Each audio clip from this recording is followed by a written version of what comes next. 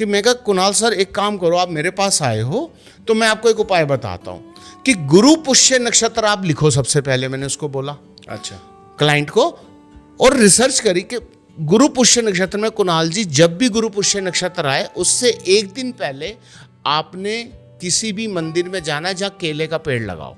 अच्छा, और उसको प्रणाम करके आना है कि हे प्रभु बृहस्पति, कल मैं आपके पास आऊंगा तो मेरे को आप अपनी जड़ देने का आशीर्वाद प्रदान करें।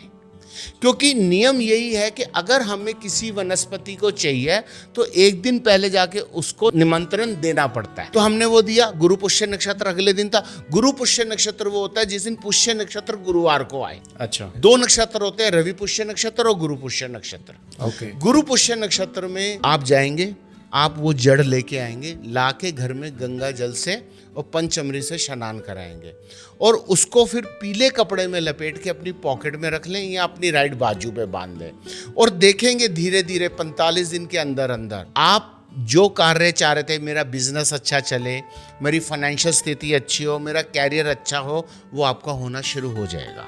तो आप ये देखिए 20 रुपए का ही कपड़ा होगा, जड़ तो एक नेचर ने हमें दे दी, तो आपके कितने पैसे बचे?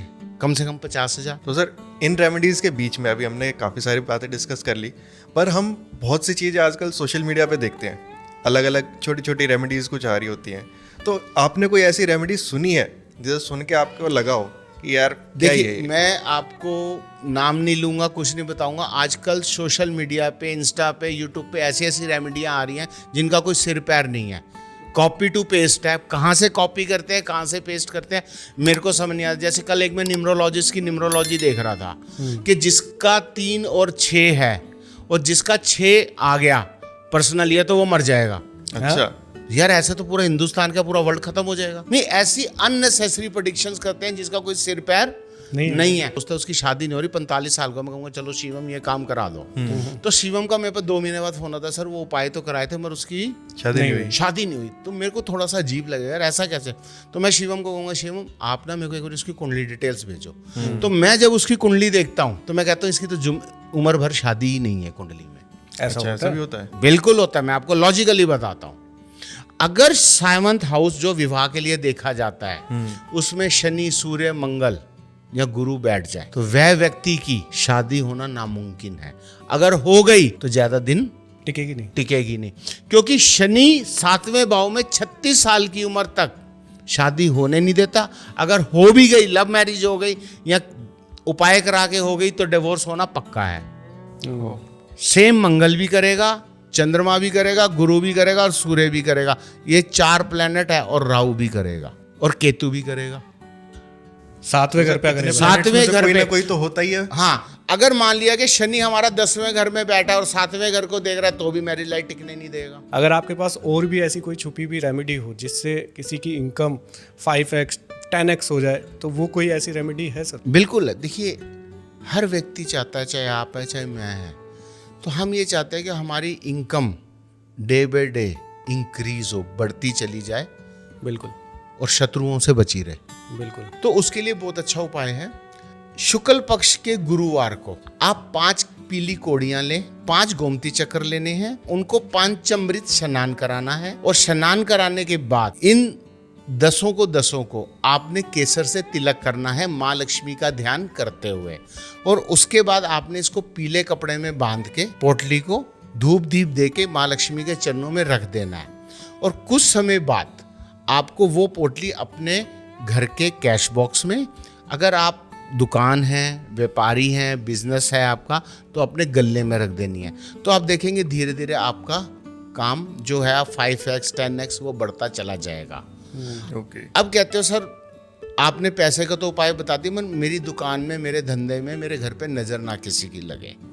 तो उसके लिए करना है नेक्स्ट शनिवार, उसके बाद जो सैटरडे है ना, तो आपने क्या करना है, 400 ग्राम फिटकरी लेनी है और उसको काले कपड़े में बांधकर अपने घर के मेन डोर पे बाहर की साइड बांध देनी है। अगर आपकी शॉप है तो भी, आपका ऑफिस है तो भी, और आपका घर है तो भी। ऐसा करने से आपके घर में धन धान्य की वृद्धि होती रहेगी और नेगेटिव वाइब्स आपके घर के अंदर, आपके बिजनेस प्रीमिसेस में नहीं जाएगी और माँ लक्ष्मी का आशीर्वाद आप पे बना रहेगा। ओके। अब कई ऐसे केसेस होते हैं जिन पे नजर लग गई है, तो उनके लिए क्या रहेगा सर? तो अब आप जैसे कह रहे हैं कि किसी की दुकान को बांध दिया, तांत्रिक क्रिया हो गई, टोटका हो गया, इसमें मैं आपको 2 उपाय बताता हूँ। अब रिसर्च में ये आया कि हमने क्या किया कि 5 अंडे की आमलेट बनवाई देसी घी या मक्खन में, ओके। पेपर प्लेट में रखी। हम प्रीमिसेस के बाहर खड़े हो गए, चाहे हमारा वो बिजनेस प्रीमिसेस है, चाहे वो हमारी शॉप है, चाहे हमारा वो इंस्टीट्यूट है, चाहे कॉलेज है, जो भी है हमारा। अब उसके आगे खड़े होकर हमने ऐसे रखा राइट हैंड में, और 7 बारी पूरा जितना हमारा हाथ जा सकता है 7 बारी हमने उसकी नज़र उतारी अपने परमात्मा को याद करते हुए, और उसके बाद इमीडिएटली वो हमने जो भोग था, जो वो अंडा था, वो भोग हो गया, वो हमने किसको दे दिया?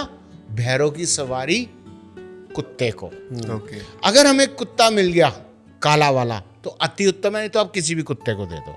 ठीक है। और ये किसी भी दिन कर सकते हैं? ये उपाय शनिवार को सुबह सुबह करना है, ओके।